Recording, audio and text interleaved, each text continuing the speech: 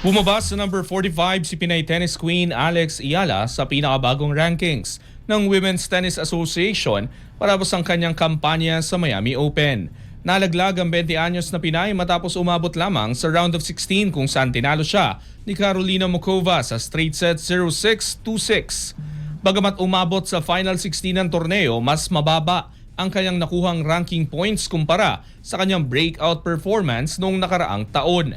Nakakuha lamang siya ng 120 points malayo sa 390 points na kanyang nakuha matapos ang semi-final finish noong 2025 na nagresulta sa pagbaba ng kanyang kabuuang punto sa 1,255 at pag-abante ng ilang manlalaro sa kanya sa standings.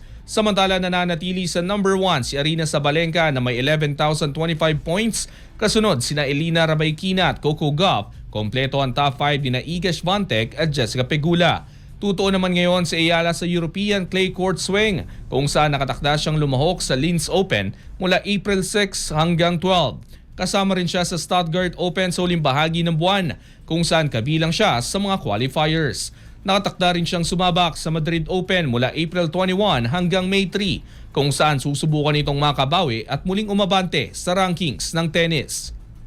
Manatiling nakatutok sa Abante, sundan kami sa aming mga social media accounts at huwag kalimutang mag-subscribe sa aming YouTube channel, DWAR Abante Radio, para sa mga eksklusibong balita.